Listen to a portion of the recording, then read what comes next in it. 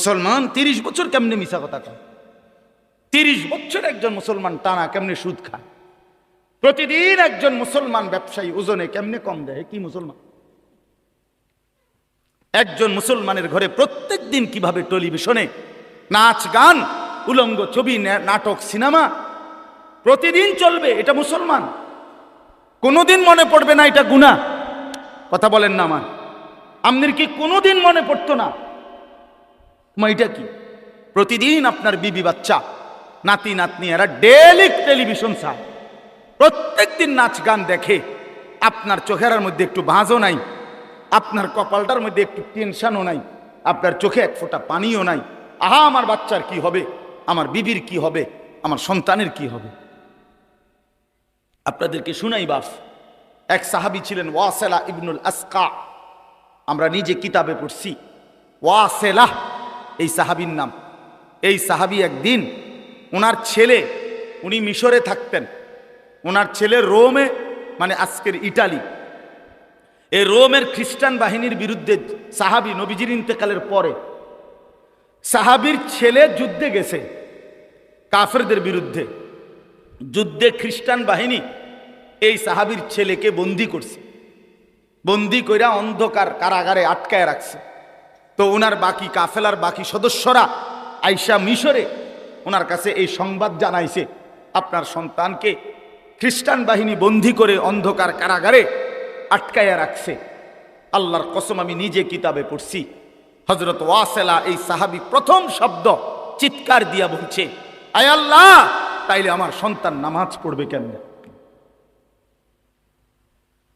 অন্ধকার কারাগারে আমার সন্তানকে যে আটকায় রাখছে, ওই নামাজের ওয়াক্ত চিনবে কেমনে, আজান শুনবে কেমনে? ও তো আজান শুনবে না, ওইখানে ওয়াক্ত তো চিনবে না।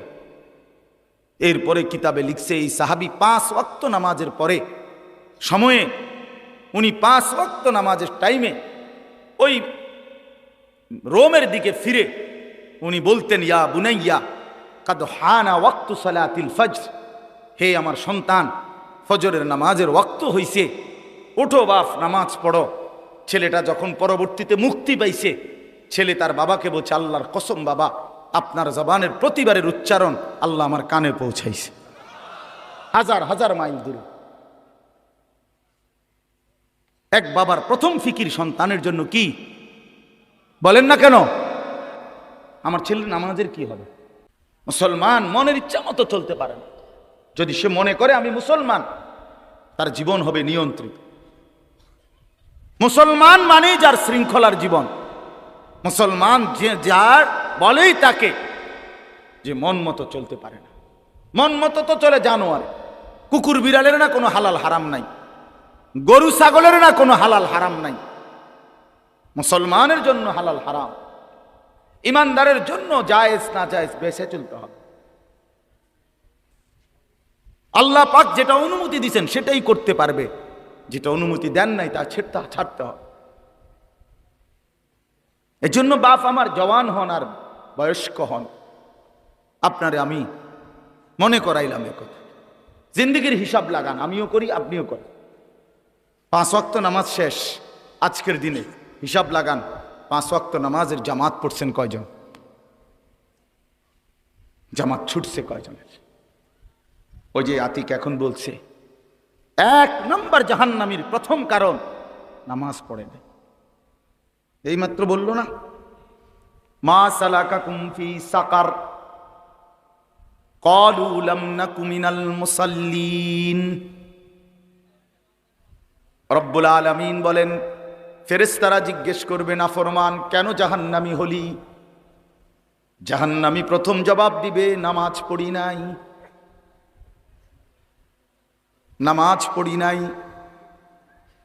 কোরআনুল কারীমের মধ্যে আছে, কাল্লা ইদা বালাগাতিত তারাকি ওয়া কিলা মান রাক ওয়া যান্না আন্নাহুল ফিরাক ওয়ালতাফাতিস সাকু বিস-সাক ইলা রাব্বিকা ইয়াওমা ইদিনিল মাসাক।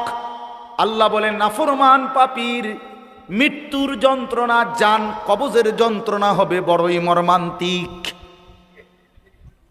নাফরমানের সামনে এসে মালাকুল মউত আজরাইল বলবে, হে আল্লাহর দুশমন, আল্লাহর অসন্তুষ্টির দিকে রুহুটা বের হয়ে আয়। রুহুটা সারা দেহের মধ্যে দৌড়াবে, আর মালাকুল মউত আজরাইল শক্তভাবে ধরে কলিজা থেকে রুহুটা ছিঁড়ে টেনে ফেলে দিবে। একটা টান দিলে কলিজার থেকে ছিঁড়া রুহুটা কণ্ঠনালীর কাছে চলে আসবে।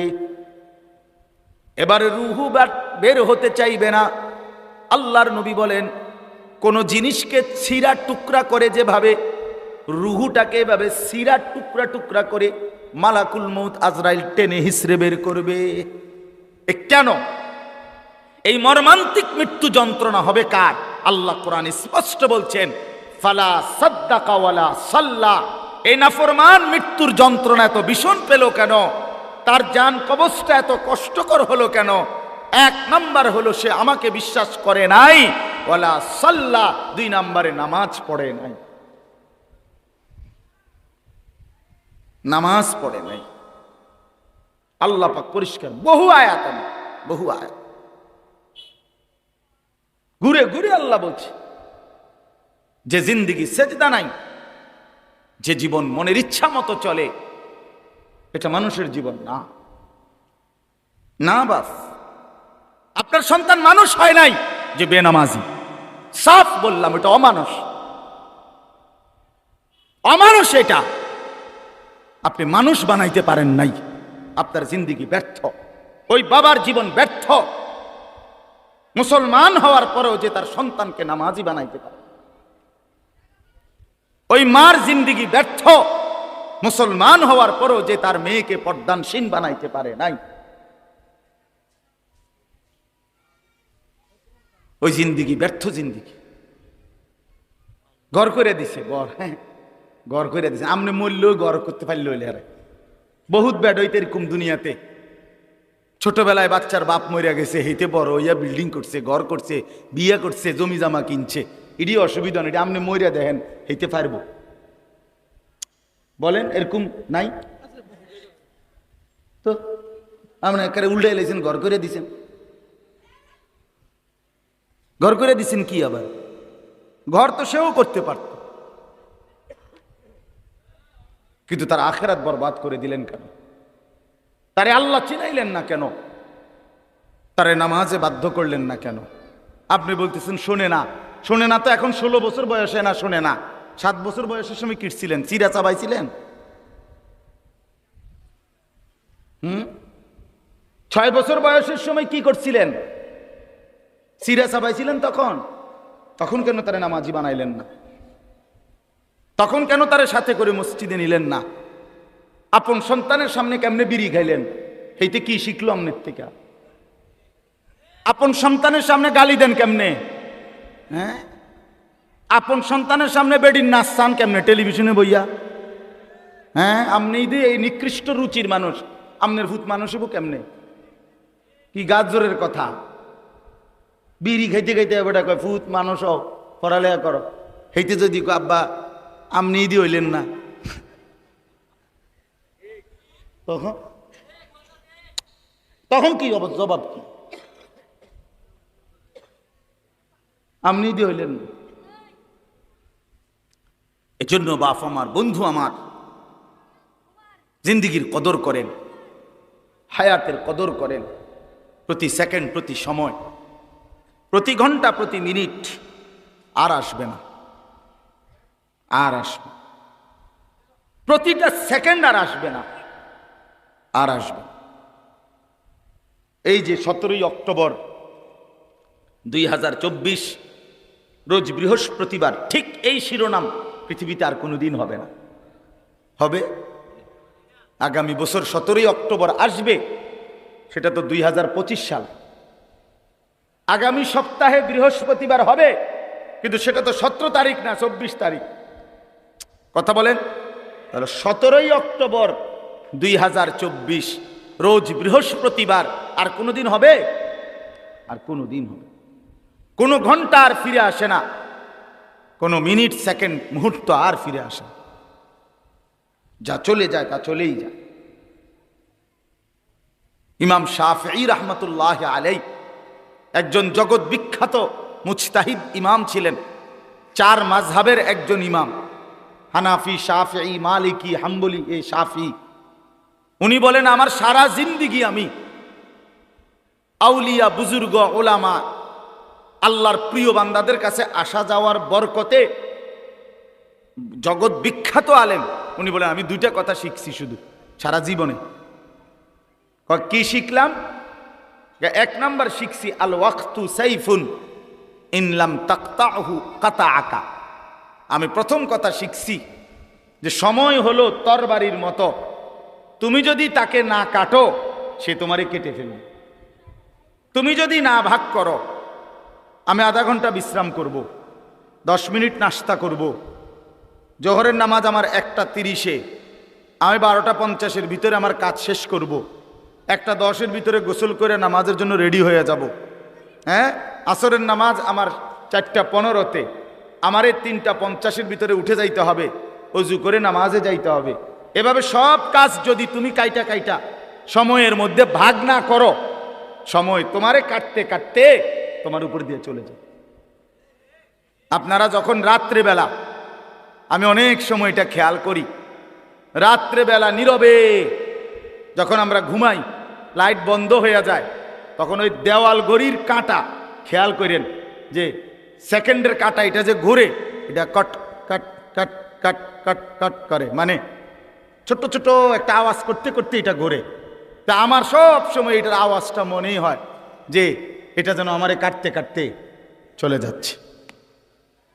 তা আমি যদি সময়কে কাজে না লাগাই, আমি যদি সময়কে ভাগ না করি ইবাদতের জন্য, আখিরাতের জন্য, দুনিয়ার জন্য, ব্যবসাও করবেন, নামাজও পড়বেন, বাজারও করবেন, জামাতও ধরবেন, আপনি মিলাইয়া নিবেন, আপনি ভাগ করে নিবেন, সাজায়া নিবেন।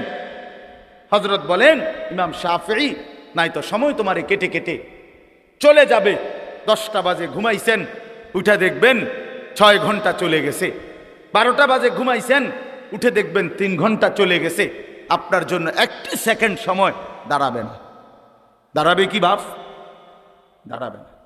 কাজে লাগাইলেও চলে যাবে সময়, কাজে না লাগাইলেও সময় চলে যাবে। রাত শেষ হয়ে যাবে, আজকের রাত শেষ হবেই, বাসর রাতও শেষ হবে, জেলখানার রাতও শেষ হবে, আর আসবে না সময়। আর 2 নাম্বার হলো, হযরত বলেন ইমাম শাফিঈ রাহমাতুল্লাহ আলাইহি, আমি দ্বিতীয় কথা শিখছি, নাফসুকা ইন শাগালতাহা বিল হক ওয়া ইল্লা শাগালাতকা বিল বাতিল। মনের চাহিদাকে যদি তুমি জোর কইরা নেক কাজে, হকের কাজে জোর কইরা যদি না লাগাও, তাইলে নফস, মনের চাহিদা তোমারে সারাক্ষণ গুনাহ আর নাফরমানির কাজে লাগায় রাখবে। তুমি ছাইরা দাও শুধু যে আমি আল্লাহর বাঁধন মানি না, রাসূলের কথা মানি না, কোরআনের কথা মানি না, ইসলামের কথা মানি না, কে কি বলছে এগুলো আমার দরকার নাই, আমার মনে যা চায় তাই করব। হযরত বলেন এই তুমি যদি মনের চাহিদাকে ছেড়ে দাও, তাহলে সে তোমার 24 ঘন্টা আল্লাহর নাফরমানির মধ্যে লাগায় রাখবে। এই যে মোবাইল টিপতে আছে রাতের 3টা বাজে, মোবাইলে টিপে, বুঝেন নাই? রাতেরও শেষ নাই, দিনেরও শেষ নাই, চলছে মোবাইল, চলছে নাচ গান, নর্তকী, ছবি, জিনা, ব্যভিচার, উলঙ্গ দৃশ্য, খালাস, জিন্দেগি শেষ, জিন্দেগি শেষ। হাঁটতে হাঁটতে মোবাইল টিপতেছে, পেশাব করতে আছে মোবাইল টিপতে আছে, বাথরুমের ভিতরে মোবাইল টিপতে আছে। মোবাইল তারে এমনে খাইছে যে এটার ভিতরে তার জিন্দেগি দিয়ে দিছে। হায় হায় মুসলমান, মুসলমানের নওজোয়ান, কোন যুবক তর তাজা নওজোয়ান এত ফালতু হয় না।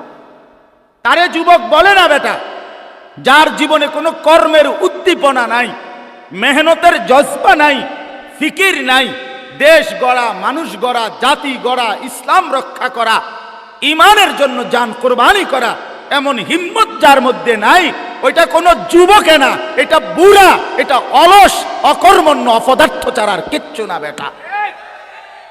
24 ঘন্টা শুধু তোর বেডি ছাড়া, নারী ছাড়া, নর্তকী ছাড়া, জিনা ব্যভিচার ছাড়া, উলঙ্গ দৃশ্য দেখা ছাড়া রাত কাটে না, দিন কাটে না। তুই একটা পচা গন্ধা মরা লাশ ছাড়া আর কিচ্ছু না বেটা। এটা ফালতু লোক বেটা, ফালতু লোক বেটা। এটা একটা বাজে লোক বেটা, অপদার্থ ছেলে তুই বেটা, অকর্মণ্য জিন্দিগি বুঝি আল্লাহ তাআলা এই শরীর, স্বাস্থ্য, যৌবন, শরীরের এই সৌন্দর্য আল্লাহ বুঝি দিছে হুদয় বেডি সাউনের লেগে। এটা বুঝি কথা হইল মিয়া? সারাদিন মোবাইল টিপবো, চুলেডারে বারবার ফিরাবে আর বন্ধুদের সাথে আড্ডা দিবি, এটা কিতা? এটা তো মানুষ না, এটা প্লাস্টিক, এ তো ফালতু লোক। যে জিন্দিগি মেহনত করে না, যে জীবন কর্ম করে না, যে জীবন ফিকির করে না, সেটা আবার কিসের জীবন? কেন আল্লাহ দিল দিলেন? কেন আল্লাহ চোখ দিলেন? কেন আল্লাহ কান দিলেন? কেন আল্লাহ শরীরের মধ্যে সক্ষমতা দিলেন? এই জন্য ভাইয়া আমার, বন্ধু আমার, সবাই মিলে আমরা ভাবা দরকার। চাচারা আপনাদেরকেও বলি, শেষ হায়াত আল্লাহ তাআলা চা দোকানের জন্য দেয় নাই। আপনার শেষ বয়স সারাদিন বইয়া বইয়া ফান খাওয়ানোর লেগে দেয় নাই। শেষ হায়াত আল্লাহ তাআলা বইয়া বইয়া বিড়ি খাওয়ানোর লেগে দেয় নাই। আপনি চা দোকানে বসে বসে বিড়ি খাবেন আর রঙিন টেলিভিশনে নর্তকীর ছবি দেখবেন, খোদার কসম কবরের প্রথম ঘন্টাতে আপনি টের পাবেন আল্লাহর আযাব কত ভয়ঙ্কর। আপনি টের পাবেন। হ্যাঁ হ্যাঁ, আপনি তমস্কারি মনে করেন, সুপারিশ, এটা মামুর বাড়ি না। হাউজে কাউসারের পানি এটি দোকানের পানির বোতল না, এইটা পানির বোতল না, বহুত দামি, বহুত দামি নিয়ামত। হ্যাঁ, হাউজে কাউসারের পানি এই পানির বোতল নাকি? তো আপনি এটা আমি কইলেই তো দিয়ে লাইব। এইটাও তো এমনি দেয় না, এটাও তো কিনুন লাগে 15 টাকা দিয়ে। আর হাউজে কাউসারের এই দামি পানি রাসূলুল্লাহ সাল্লাল্লাহু আলাইহি সাল্লাম এমনি এমনি দিয়ে দিবে। আপনি বিড়ি খাইতে খাইতে হাউজে কাউসারের পানি খাই নেবেন। বাহ বাহ বাহ বাহ বাহ, ঘটনা কিটা? এটা এত সস্তা হয়ে গেল? হ্যাঁ, কি ঘটনাটা কি? আখেরাতে তো সহজ মনে করলেন, আখেরাতে তো কম দামি মনে করলেন। জান্নাত আপনি কি ছোট, জান্নাত কিটা আসলে? 2টা রুম আর একটা বাথরুম নাকি? 2টা রুম আর একটা বারিন্দা, এটা এটা জান্নাত? তো আপনি কি মনে করছেন? এটা কি ভাবছেন? আল্লাহ আমাদেরকে মাফ করে দেন। এই জন্য চলেন, আমিও ভাবি, আপনিও ভাবেন, বয়স্ক বাবারাও ভাবেন, নওজোয়ান ছেলে তোমরাও ভাবো। আরেকবার ইনসাফের সাথে ভাবো ভাইয়া, জিন্দিগির আপাদ মস্তক, রাতের কি খবর, দিনের কি খবর, সকালের কি খবর, বিকালের খবর। 365 দিনে কোনো দিন ফজরের নামাজ পড়তে মন চায় না। আর এই কেমন জানোয়ার জিন্দিগি তুমি গঠন করছো? এ কেমন অমানুষের জিন্দিগি তুমি কাটাচ্ছ? মুসলমানের ঘরে তুমি কেমনে ঘুমাও? তোমার মতো দুশ্মন কেমনে ঘুমাও? 5 ওয়াক্ত নামাজ, 1 ওয়াক্ত নামাজ পড়তে চায় না, এ কেমন জিন্দিগি? আরো আশ্চর্য শুনেন, মুসলিম শরীফের হাদিস আছে, নবী সাল্লাল্লাহু আলাইহি সাল্লাম সাহাবীদেরকে একদিন শুনাইছেন যে আল্লাহর এই জমিনে শেষ জামানায় সর্বশ্রেষ্ঠ কাফের, সবচেয়ে বড় কাফের বের হবে। সেই কাফেরের নাম হলো দাজ্জাল, যে 40 দিনে লক্ষ কোটি কোটি মুসলমানের ঈমান নষ্ট করে কাফের বানায় ফেলবে। নাউযুবিল্লাহ। তো নবীজি বলছে সেই 40 দিন যে থাকবে দাজ্জাল পৃথিবীতে, এই 40 দিনের প্রথম দিন হবে 1 বছরের সমান। ইয়াউমুন কাসানাতিন, একদিন হবে প্রথম দিন 1 বছরের সমান, দ্বিতীয় দিন 1 মাসের সমান, তৃতীয় দিন 1 সপ্তাহের সমান, আর চতুর্থ দিন থেকে বাকি দিনগুলো 24 ঘন্টা, স্বাভাবিক এখনকার হিসাব। তাহলে প্রথম দিন কতটুকু? 1 বছর। আচ্ছা, এটা আপনার সামনে বলার পর আমি হইলে কি বলতাম? আরে খাইছে রে, কি তো 1 বছর কেমনে হইব? এত লম্বা টাইম হইব? দিন হইব কদ্দূর, রাত হইব কদ্দূর? হ্যাঁ, সকাল থাকবো তাহলে কতক্ষণ? মনে করেন এই জাতীয় নানা রং সঙ্গের কথা আমরা বললাম হইলে এটার উপরে। কিন্তু আল্লাহ রসুল সাল্লাল্লাহু আলাইহি সাল্লাম এটা বলার পর খেয়াল করেন, সাহাবায়ে কেরাম শুনছে, যারা ওনাদের সামনে নবীজি বলছেন, সাহাবায়ে কেরাম প্রথম প্রশ্ন করছে নবীকে কথা শুইনা যে ইয়া রাসূলুল্লাহ, এই দাজ্জাল বের হলে একদিন যে 1 বছরের সমান হবে, আমাদের প্রশ্ন হলো সেই দিন আমরা কি 1 বছরের নামাজ পড়বো নাকি একদিনের নামাজ পড়ব? বুঝছেন নি ফিকির কথা আমার? বুঝছেন? মানে ওনাদের চিন্তাটা প্রথম কিসের? নামাজ কি হবে আগে এইটা কর, নামাজ পড়বো কেমনে? সুবহানাল্লাহ। এই হলো সাহাবায়ে কেরাম। আল্লাহ নবী সাল্লাল্লাহু আলাইহি সাল্লাম বলেন, তোমরা তখন 1 বছরের নামাজ হিসাব করে আদায় করবে, একদিনের নামাজ না। কেমনে হিসাব করবো? আপনি ওই সময় থাকেন তো দেখবেন আলেমরা কেমনে বলে। আমি অনচিন্তার কি দরকার? ওই সময় আল্লাহ তাআলা জমিনের মধ্যে ফতোয়া দেওয়ার জন্য, বুঝাইয়া দেওয়ার জন্য উলামায়ে কেরাম রাখবেন। জমিন থাকলে আলেম থাকবে, সূর্য উঠলে আলেম থাকবে, চাঁদ উঠলে আলেম থাকবে। আল্লাহকে ডাকার মতো, আল্লাহকে বুঝানোর মতো ব্যবস্থাপনা থাকবেই। যেদিন উলামা থাকবে না, যেদিন আল্লাহর স্মরণ থাকবে না, আল্লাহর নাম থাকবে না, সেদিন আর সূর্য উঠবে না, চাঁদও উঠবে। এই জন্য আপনাদের কাছে আমি অনুরোধ করছি, আমার কথাটা আমি বিস্তারিত বুঝাই বলার এটা চেষ্টা করলাম। আমরা যদি আমাদের হায়াত কদর করি, জিন্দিগি কদর করা উচিত। এই যে প্রতিনিয়ত মাহফিল হয় আমার বাপ, মাকসাদ শুধুই কেবল একটা ওয়াজ হইছে, আরো 10 গ্রামে মাহফিল হয়, আমগো গ্রামেও একটা মাহফিল হইছে, এতটুকুই যেন উদ্দেশ্য না হয়। বরং চলেন পরিবর্তনের নিয়তে আল্লাহর কথা শুনি, বলেন ইনশাআল্লাহ। এই কথার থেকেই আমি শুরু করছিলাম। অর্থাৎ কি শুনতে হয়? আন্তরিকতা নিয়ে শুনতে হয়, মনোযোগ দিয়ে শুনতে হয়, তাহলে আল্লাহ পরিবর্তন নসিব করে। ওই বুটও খাইলেন, ওয়াজও শুনলেন, বাদামও খাইলেন, ওয়াজও শুনলেন, বইয়া মোবাইলও টিপলেন, ওয়াজও শুনলেন, বসে বসে জুড়াইলেন, ওয়াজও শুনলেন, বন্ধু বান্ধবের সাথে ফাঁকে ফাঁকে কথাও বললেন, আবার ওয়াজও শুনলেন। নতিজা আরজালের তাবে হয়। নিয়ম হইল ফলাফল নিকৃষ্টতার অনুগামী হয়। এটা আরবি ভাষার একটা কায়দা। মানে ভালো এবং মন্দ উভয়ের মিশ্রণে মন্দের প্রভাব পড়ে। কিসের প্রভাব পড়ে? এটারে কয় আরজাল। আরজাল মানে নিকৃষ্ট জিনিস। মনে করেন একটা টাঙ্কিতে, গাজী টাঙ্কি 500 লিটারের, এইটার ভিতরে মোটর দিয়া পানি পুরাইছে, পুরাইতে গিয়া মোটরের থেকে যে পানি পড়তেছে পাইপ দিয়ে, এটা খুব ফোর্সে পড়ছে, অনেক পানি, তাইলে পবিত্র পানি, কিন্তু সাথে এই ফাঁকে দিয়া একটা অন্য পাইপ দিয়া 1 ফোঁটা 2 ফোঁটা 4 ফোঁটা করিয়া করিয়া ফুটতে ফুটতে এখানে কয়টা ফেসাবের ফোঁটাও পড়ছে। তো ফেসাবের ফোঁটা পড়ছে নয়তো 30 ফোঁটা, আর বাকি পুরাটাই পবিত্র পানি, মানে মোটরের পানি। এখন এই দুইটা মিললা ফলাফল কি? এই নতিজা কিসের আসছে? মানে ফলাফল আসছে কোনটার? নিকৃষ্টটার, নিকৃষ্টটা। এই জন্য নতিজা আরজালের তাবে হয়, নতিজা আরজালের তাবে হয়, অর্থাৎ ফলাফল নিকৃষ্টতার অনুগামী হয়। এই জন্য বন্ধু আমার, এটা জরুরি। আপনি মনোযোগ দেবেন না, আবার আল্লাহর কথা শুনবেন, এই মনোযোগ ছাড়াটাই থাকবে, আর কিছু বুঝতেন না। ওই মোবাইল টিপাটাই বুঝছেন, ওই বুটটাই পাবেন, বাদাম খানাটাই হলো, আপনার বন্ধুর সাথে কথা বলাটাই হইল, আল্লাহর কথা শোনা হলো। উত্তমটা আসবে না, অনুত্তমটা আসবে ফলাফল।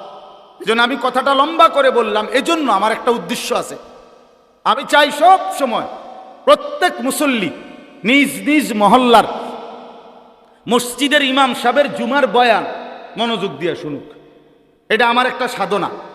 আমি সব সময় এটা বলি, মসজিদের মুসল্লিরা যদি 1 বছরে 52 সপ্তাহ যদি নিজ মহল্লার ইমাম সাহেবের বয়ান মনোযোগ দিয়ে শুনে, বিশ্বাস করেন ধীরে ধীরে জিন্দিগি বদলায় যাবে। এতদিন শোনার পরও আপনার কোনো লড়াচড়া হয় না, আপনি কিতা শুনলেন? 52 সপ্তাহ বছরে, এবার 30 বছর ধরে আপনি জুমার নামাজ পড়েন, তো 30-52তে কতগুলো সপ্তাহ, কতগুলো নসিহত শুনলেন। ওমা আপনি অনবিরিয়ে গান, আপনি কিতা ওয়াজ শুনেন, আপনি অন বইয়ে বইয়ে সাধুয়ানে গপ মারেন। এখনো আপনি আগ করলে গালির লগে মাটির তলে সাপ উঠতে দেয়, এমন নিকৃষ্ট গালি দেয়। মধ্যে তো আপনি কি ওয়াজ শুনেন, কার কথা শুনেন, কারে কয় কে শুনে, আপনি দি কোনো লড়াছড়া নাই। পরিবর্তন নাই। কথা বোঝেন নাই আমার কথা? তো ছিল কি হবে, পরিবর্তন হবে। একদিনে বলি না, আপনারে বলি না যে আজকে রাতের ভিতরে আপনি আব্দুল কাদের জিলানী হইতেই বলে একদম টাঙ্গাই এলাম। এটা কি এমন কিছু? বলেন না, আপনারা এটা বলছি তো? একদিনে কি জুনায়েদ বাগদাদি হওয়া সম্ভব? জুনায়েদ বাগদাদি নিজে হইছি নি একদিনে, তো তো আপনি হইবেন কেমন? তাহলে বিষয়টা তো এটা না, বিষয়টা হলো মনোযোগী হওয়া, চেষ্টা করা, আমলের জন্য আগানো। ধীরে ধীরে আগাইলে আল্লাহ তাআলা বরকত দেবে। আল্লাহ আমাদেরকে তৌফিক দান করেন, আল্লাহ আমাদেরকে কবুল করে নেন, আল্লাহ তাআলা আমাদেরকে ফিকির দান করেন। অনেক যুবক বসছো ভাইয়া, আল্লাহ তাআলা সমস্ত নওজোয়ানকে আল্লাহর দ্বীনের জন্য, নামাজের জন্য, ঈমানের জন্য আল্লাহ কবুল করে নেন, আমিন।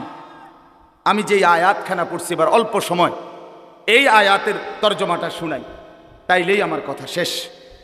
কোরআনুল কারীমের 5 নম্বর পারা, 4 নম্বর সূরা।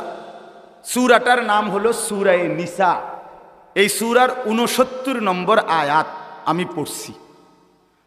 এই আয়াতটার এবার বাকিটুকু সময় সংক্ষিপ্ত কয়েকটা কথা বলতে চাই। আগে একটা কথা বোঝেন, মনোযোগ দিয়ে। এখন সবাই মনোযোগ দিছেন তো? বুট টুট নাই তো কারো লাগে? সাবধান, বুট খাওয়া কোনো নিষেধ না। আপনি মাহফিলের মুনাজাতের পরে সাথে সাথে তো আর প্যান্ডেল খুলতো না, আপনি এরপরে 1 ঘন্টা বুট খাইয়েন বই, আমার কোনো অসুবিধা নেই। আপনি 14 গোষ্ঠীর বুট সব আপনি খাইয়েন, আপনি কিন্তু এখন মনোযোগী হন, ঠিক কিনা বলেন না কেন? ইনশাআল্লাহ এরপরে ওলামায়ে কেরাম বয়ান করবে, আমার শায়েখ বয়ান করবে, আপনারা মনোযোগ দিয়ে শুনে মুনাজাত করে এরপরে যাবেন, বলেন ইনশাআল্লাহ। তো দেখেন, এই আয়াত বুঝাইবার জন্য আমি আগে 2টা কথা বলি। 1 নাম্বার হলো, কোরআনুল কারীমের একটা বৈশিষ্ট্য হলো, কোরআনুল কারীমের কোনো কোনো জায়গায় একটি বিষয় প্রথমত সংক্ষিপ্ত আলোচনা হয়, আবার ওই বিষয়টাই অন্যত্র বিস্তারিত আলোচনা হয়। এটা কোরআনের একটা বৈশিষ্ট্য। আল্লাহ তাআলা এক জায়গায় সংক্ষেপে বলছেন, আরেক জায়গায় ওই কথাটাই ব্যাখ্যা করে দিয়েছেন। এজন্য কোরআনের ব্যাখ্যা কখনো কখনো কোরআনের অন্য আয়াত দ্বারা করা হয়। তাফসীরুল কোরআন বিল কোরআন, এটা হলো প্রথম কোরআনের তাফসীর। কোরআনের প্রথম তাফসীর করা হয় যে কোরআন দ্বারাই কোরআনের কি হয়, তাফসীর হয়। মানে একদিকে সংক্ষেপে, তো এইটাই আরেক দিকে বিস্তারিত আলোচনা আছে। তো কোরআনুল কারীমের মধ্যে সূরা ফাতিহা আমরা সবার মুখস্থ। আলহামদুলিল্লাহ সূরা পারেন না এমন ভাগ্যবান কে? হাত উঠানছে, আপনাদের কিন্তু ছবি উঠাইতাম। কথা বলেন না কেন? আলহামদুলিল্লাহি রাব্বিল আলামিন, এই সূরা আমরা আলহামদুলিল্লাহ সবাই পারি না? পারি। আচ্ছা, এই সূরাটা আমরা এইভাবে পারি কেন? সবাই পারি কেন? আমরা এত বেশিবার পড়ি কেন? আল্লাহ তাআলা সেই ফজরের নামাজ থেকে নিয়ে আসা পর্যন্ত ফরজেও, সুন্নতেও, নফলের মধ্যেও, ওয়াজিবের মধ্যেও, এছাড়াও যত নামাজ, তাহাজ্জুদ, আউয়াবিন, ইশরাক, চাশ, সমস্ত নামাজের মধ্যে আল্লাহ তাআলা সূরা ফাতিহাকে এভাবে প্রত্যেক রাকাতে অংশগ্রহণ অন্তর্ভুক্ত করাইলেন কেন? কারণ হলো, কথাটা খেয়াল করেন, এক মানুষের জীবনে, এই যে আমরা মানুষ, আমাদের জীবনের সবচেয়ে বেশি প্রয়োজন কি? সবচেয়ে বেশি প্রয়োজন হলো ভাতের থালা, নাকি? জি না, সবচেয়ে বেশি প্রয়োজন মানুষের হলো হেদায়েত। কি বলেন?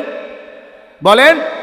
অর্থাৎ আমি আমার মন মতো চলবো না, আমারে আল্লাহ তাআলা যেন একটি সুনির্দিষ্ট পথ, দিক নির্দেশনা দেখাইয়া দেয়, আমি সেই পথে, সেই নির্দেশনা মেনে আমি চলবো, বিনিময়ে জান্নাতি হব।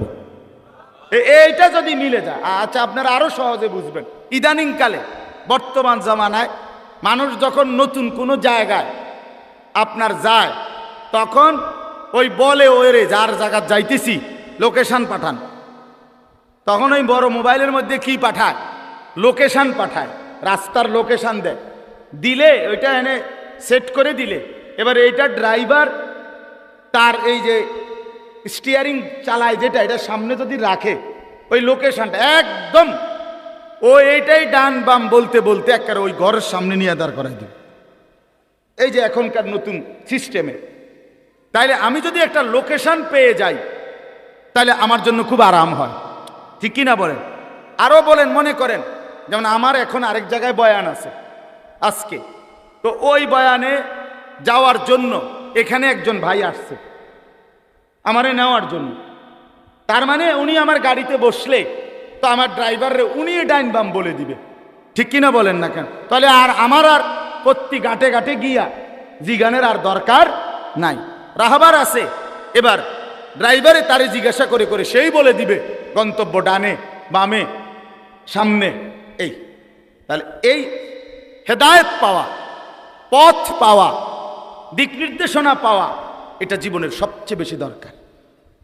আল্লাহ তাআলা যদি এই দৌলত কাউকে দেয়, আল্লাহর কসম তাকে আল্লাহ সর্বশ্রেষ্ঠ দৌলত দিছে, সর্বশ্রেষ্ঠ। যে আল্লাহ আমি এলোমেলো চলতে চাই না, আমি মন মতো চলতে চাই না, মন মতো চললে আমি পথ পাবো না, আমি রাস্তা পাবো না, আমি আপনাকে পাবো না, আমি আখিরাত পাবো না, আমি জান্নাত পাবো না। এই জন্য মানুষের জীবনের সবচেয়ে বড় চাওয়া আল্লাহর কাছে সেটা হলো হেদায়েত। আল্লাহ আমার একটা লোকেশন দেন, হেদায়েত দেন, আমারে রাস্তা বলে দেন, আমারে পথ দেখায় দেন, আমারে আমার জিন্দেগির নির্দেশনা দিয়ে দেন। এইটা হলো হেদায়েত। তো কোরআনুল কারীমের সূরা ফাতিহা আল্লাহ তাআলা আমাদেরকে এতবার পড়ায়, মূলত এটার উদ্দেশ্য হইল যে আল্লাহ বুঝায়, বান্দা তোমার জীবনে ভাত মাছ চাল ডালের কথা তুমি না বললেও আমি দিতাম, এটা এতবার বলার কিছু নাই। বরং তোমার জন্য সবচেয়ে বড় দরকার হলো এখান থেকে নিয়ে জান্নাত পর্যন্ত পৌঁছার যে লোকেশন, যেই হেদায়েত, যেই নির্দেশনা, এটা তোমার বড় দরকার। তুমি এইটাই আমার কাছে বারবার বারবার সকাল থেকে নিয়ে রাত পর্যন্ত চাইতে থাকো। এই ব্যবস্থা হিসাবে আমি আল্লাহ সূরা ফাতিহা দিলাম। যে সূরা ফাতিহার মূল দোয়াই হলো ইহদিনাস সিরাতাল মুস্তাকিম, ইহদিনাস সিরাতাল মুস্তাকিম। সেই সকাল ভোর থেকে শুরু করলাম, রাত তাহাজ্জুদ গভীর রজনী পর্যন্ত পড়তেই থাকলাম, যেন আল্লাহকে বললাম, আল্লাহ এটা আমার সবচেয়ে বেশি দরকার।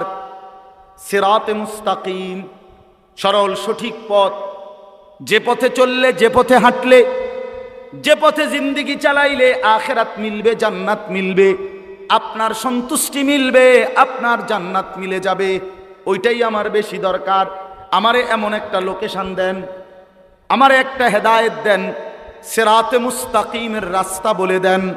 এইটা যদি আল্লাহ গ্রহণ করে, যা বান্দা এতবার বলছো আমি দিলাম, তো বান্দা কামিয়াব, বান্দা কামিয়াব, বান্দা কামিয়াব। এজন্য সিরাতে মুস্তাকিমের দোয়া একটি নিরাপদ রাস্তা, একটি সুন্দর রাস্তা, একটি সরল রাস্তা, যে রাস্তা পৌঁছবে কই পর্যন্ত? জান্নাত পর্যন্ত। বলেন না কই পর্যন্ত? জান্নাত পর্যন্ত। সেই রাস্তা আল্লাহর কাছে চাওয়া, এটাই হলো মুমিনের, ইমানদারের সবচেয়ে বড় চাওয়া। এই জন্য আল্লাহ আমাদেরকে দিয়ে সূরা ফাতিহা প্রত্যেক রাকাতে রাকাতে পড়াইতেছেন, কখনো ইমামের মাধ্যমে, আর আলাদা পড়লে নিজের মাধ্যমে। কিন্তু সূরা ফাতিহা ইমাম সাহেব কোক আর মুক্তাদি কোক, সূরা ফাতিহা বলতে হবে, বলতে হবে কিনা বলেন? আচ্ছা, এখন আসেন ইহদিনাস সিরাতাল মুস্তাকিম। আমি আল্লাহর কাছে বললাম আমার সবচেয়ে বেশি দরকার আল্লাহ হেদায়েত, জান্নাতের রাস্তা, আমার এখান থেকে নিয়ে ওই পর্যন্ত। এখন আমি এখান থেকে নিয়ে জান্নাতে যাইতে চাই, কি কি করতে হবে, কেমনে কেমনে যাইতে হবে, এটাই হেদায়েত, সিরাতে মুস্তাকিম। এখন মনে করেন এই দোয়াটা আল্লাহ কবুল করলো, করে আপনারে কোরআন শরীফের একটা বাংলা তরজমা, অনুবাদ, বুখারী শরীফ, মুসলিম শরীফ, তিরমিজি শরীফ, নাসাই শরীফ, আবু দাউদ শরীফ, ইবনে মাজা, মানে 6টি বিশুদ্ধ হাদিসের কিতাব, এগুলোর বাংলা অনুবাদ, বাংলা তরজমা আপনার কাছে কিন্না আমি আপনার জন্য আইনা এই 6টি হাদিসের কিতাব আর কোরআন শরীফের বাংলা তরজমা আপনার হাতে তুলে দিলাম, দিয়া বললাম ভাই এটির ভিতরেই হেদায়েত আছে, আমনে খুঁজলাম। আমনে টামনে বুঝ করে নেন, দেখবেন আমনের 14 বছর 18 বছর গেছে গা, 20 বছর আপনি কোনো আগা মাথা পাইতেন না। আপনি নিজে নিজে খুঁজা সবটা আপনি মিলাইতে পারতেন না। তো তাইলে আমার সিরাতে মুস্তাকিম মিলবে কিভাবে? আমার জান্নাতের রাস্তা কিভাবে মিলবে?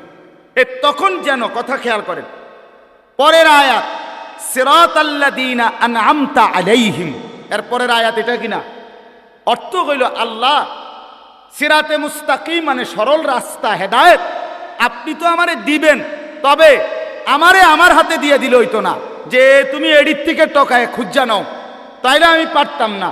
বরং আপনি আমার আগে যাদেরকে সিরাতে মুস্তাকিম দিছেন এমন নেককার, এমন নিয়ামত প্রাপ্ত বান্দা আপনার যারা, এমন কাউরে আমারে মিলাইয়া দেন। আমি যেন এমন একজন প্রিয় বান্দা পেয়ে যাই, আপনার একজন পছন্দের বান্দা পেয়ে যাই, যাকে আপনি দয়া করে হেদায়েত দিছেন, পরে যদি আমি মিলে যাই তাহলে আমি তার পিছনে পিছনে চলে আমিও সেই জান্নাতের রাস্তা, হেদায়েতের রাস্তায় চলে যাব। এটা হলো দ্বিতীয় আয়াতের অর্থ, সিরাতাল্লাযীনা আনআমতা আলাইহিম।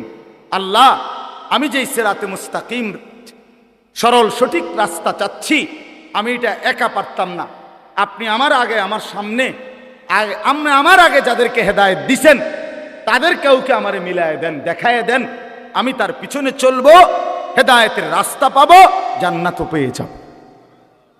আচ্ছা, এখন ওই যে বললাম সিরাতাল্লাযীনা আনআমতা আলাইহিম, আল্লাহর কাছে আমি বললাম আল্লাহ আপনার নিয়ামত প্রাপ্ত বান্দাদের রাস্তা আমারে দেখায় দেন, আমারে মিলাইয়া দেন।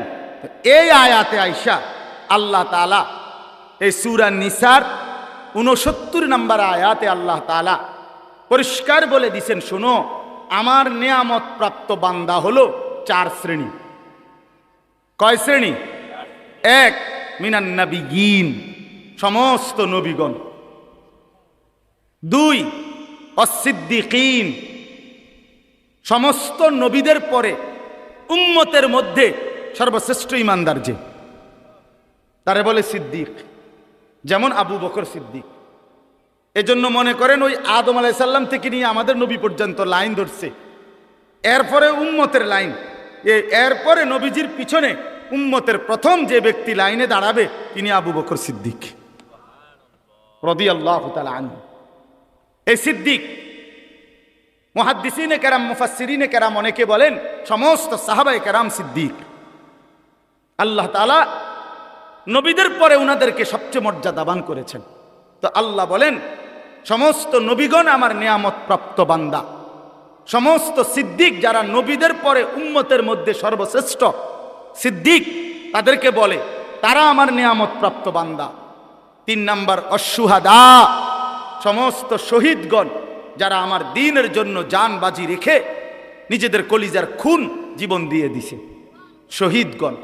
4 নাম্বার সালিহিন, আমার নেককার বান্দা, কারা প্রকাশ্যে এবং গোপনে, একাকী এবং সবার মাঝে, সর্বাবস্থায় যারা আল্লাহর হুকুম বিধান পালন করে তাদেরকে বলে সালিহিন, নেককার। ও মানুষের সামনে তেমনি জিমায় কোয়ায়, বুঝেন না কথা, তেমনি কারে মনোজন একারে বুজুর্গি বাইয়া পড়তে আছে, কিন্তু একলা হইলে দিন মানে না, পূর্ণ শরীয়ত মানে না। সেটা আমিও হইতে পারি, যেই হইতে পারি, এমন হইলে হবে না। যার রাত দিন বরাবর, যার আলো অন্ধকার বরাবর, যার একাকী প্রকাশ্য বরাবর, যার মসজিদে ইবাদত যেমন আল্লাহর হুকুম মতো, তার বাজারের ব্যবসাও আল্লাহর হুকুম মতো। কথা বুঝছেন কিনা বলেন? সর্বাবস্থায় সব হালাতে আল্লাহর হুকুমের উপরে যে নির্ভর করে থাকে তারে বলে সালিহিন, নেককার, আল্লাহর প্রিয় বান্দা, আল্লাহ ওয়ালা। তো আল্লাহ বলেন নবীগণ আমার নিয়ামত প্রাপ্ত, সিদ্দিকগণ আমার নিয়ামত প্রাপ্ত, শহীদগণ আমার নিয়ামত প্রাপ্ত, সালিহিন আমার নিয়ামত প্রাপ্ত। এবার বান্দা তোমরা যদি জান্নাতের রাস্তা চাও, সিরাতে মুস্তাকিমের রাস্তা চাও, এই আয়াতে আমি ব্যাখ্যা করে বলে দিলাম নবীদের রাস্তা ধরো, সিদ্দিকের আবু বকর সিদ্দিকের রাস্তা ধরো, শহীদদের রাস্তা ধরো, আমার নেককার বান্দাদের রাস্তা ধরো, তাইলে হেদায়েতও পেয়ে যাবে, জান্নাতও পেয়ে যাবে। তাইলে অতএব ওয়া হাসুনা উলাইকা রাফিকা, আল্লাহ বলে তারাই বন্ধু হিসেবে উত্তম। এবার ছেলেরা তোমাদেরকে বলি, বাবারা আপনাদেরকেও বলি, যেই কোনো মানুষের একটি সৃষ্টিগত অভ্যাস হইল মানুষ একাকী থাকে না। মানুষ কারো না কারো সাথে বন্ধুত্ব করে, মানুষ কারো না কারো সাথে সম্পর্ক করে, মানুষ কারো না কারো সাথে চলে। একলা মানুষের ভাল লাগে না, ঠিক কিনা বলেন না কেন? তাহলে যে কেউই যে কারো সাথে চলে, আল্লাহ তাআলা বলেন ওয়া হাসুনা উলাইকা রাফিকা, এই চার শ্রেণী হলো উত্তম বন্ধু। আল্লাহ তাআলা বলেন অতএব সঙ্গী যদি বানাও তো তাদেরকে বানাবা নবীর পথে চলে যারা, সিদ্দিকের পথে চলে যারা, শহীদের রাস্তায় চলে যারা, সালেহীনদের রাস্তায় চলে যারা, তারাই হলো মূলত বন্ধু, তারাই হলো মূলত সঙ্গী। এজন্য যেই কোনো যুবক, বৃদ্ধ, নারী, পুরুষ, সে চলাফেরা, বন্ধুত্ব, অন্তরঙ্গতা, উঠা বসা আল্লাহর কসম করতে হবে তার সাথে, যার সাথে চললে ফিরলে আল্লাহর কথা মনে হয়, আখিরাতের কথা মনে হয়, নাজাতের কথা মনে হয়, জাহান্নামের ভয় আসে, জান্নাতের ফিকির আসে। হ্যাঁ, এটা হলো মূল গুরুত্বপূর্ণ বিষয়। সোহবত জরুরি, সাহচর্য নেককারের জরুরি। সাহচর্য যে যার সংস্পর্শে আসে এটা আসর করে।